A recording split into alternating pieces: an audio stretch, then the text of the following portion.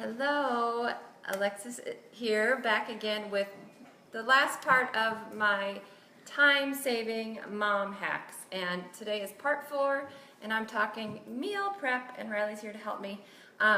So you can get into a lot of detail with meal prep, but I just want to share a few really quick, easy tips just to make it a little bit easier, especially if you're just starting out. Meal prep can seem really overwhelming if you're thinking you have to make every single meal ahead of time like you see a lot of those fitness competitors do, but that's not the kind of meal prep I'm talking about. I'm talking about just some prep that will help you ensure that your family's getting healthy food and that you're not spending hours and hours in the kitchen every single night, because Lord knows we're all crazy busy.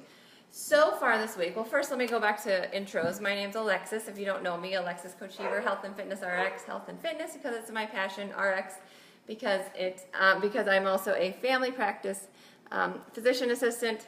I work with lots of families who want to get healthy and stay healthy, and so I like to share all sorts of tips for them, and especially tips for busy moms who need to take time to prioritize themselves, and so I'm helping to free up some time. So far this week we have talked about, what did we start talking about? We freed up 30 minutes every morning by using some really cool morning routine posters for our kids. We freed up an hour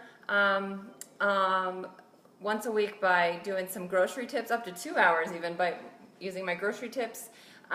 Yesterday it was the kids show. Right, we talked about empowering our kids and letting them do for themselves, make their own snacks and lunches and that kind of thing, freeing up even more time for you to do things you love. What's that? It's already gone. We ate it all. So today we're just talking really quick meal prep tips, 3 of them real quick, and because I know a lot of you are busy making dinner right now, and that's what we're doing, so I thought I'd jump on real quick and share some of the things that we're doing. So my first tip is cook once, eat twice. What does that mean? So that means when you're planning your meals for the week, think about recipes that use the same main protein source, or just the bulk of the meal is the same thing. So for instance, on the weekend I usually cook a bunch of chicken in a crock pot, and I use kind of real minimal seasoning, salt, pepper, garlic, basically chicken broth, to keep the flavor, pretty neutral. And then that night when we first cook it, we'll eat that with, either in salads or burritos or what have you. And then I'll save the rest of the chicken for later in the week, and we can incorporate it into meals later in the week. A lot of times I put it into our lunches, into our salads. Also, you can throw this into your kids' mac and cheese and sneak in some protein there, or just make it into a whole different meal. So cook once, eat twice, or even more if you cook enough. It's also really easy to freeze some of this for even weeks down the road. My next tip is, as you're meal prepping, so like for instance, I'm cooking dinner here and we're having a meatloaf, and I want some vegetables with it.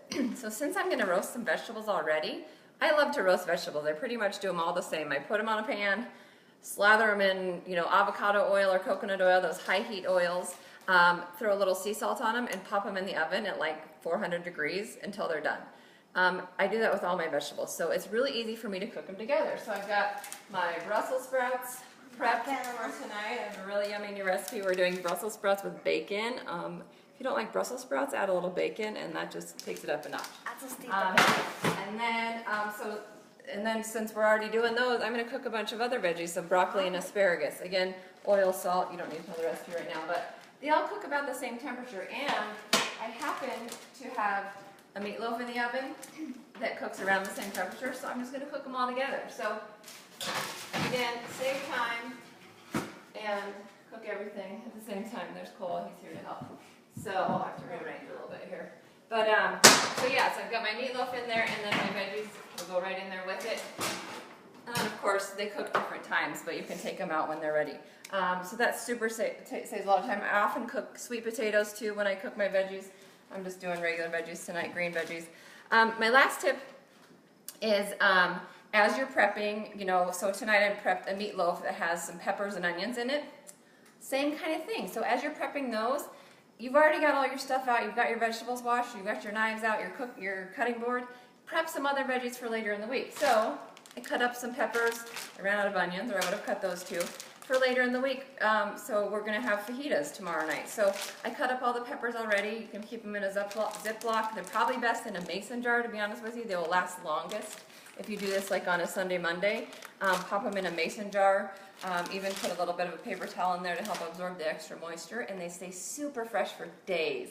I'm also well known for mason jar salads, so I do a ton of those when I'm cooking, when I'm prepping veggies. So those are my quick tips just to make, you know, your time in the kitchen a little bit easier, save time, that's right, and give you more time to be with your family. So cook once, eat twice, or even more. Cook the same type of things together. Also, there's another, when you're cooking those similar things together, chicken. Another tip I forgot was you can actually do where you cut up a bunch of chicken and season it differently in the same pan and use your tin foil to make a little wall on your pan, and it's like you've got two different pans and you've got two different seasonings. So that's another great idea.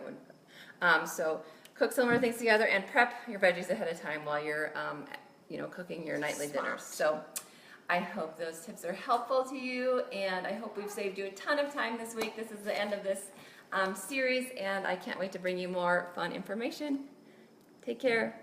Oh wait, if you want the recipe for this awesome meatloaf I'm cooking, be sure to comment below. It is amazing. Even my 6-year-old eats it. All right, guys. See you later. Hey, you don't like anything.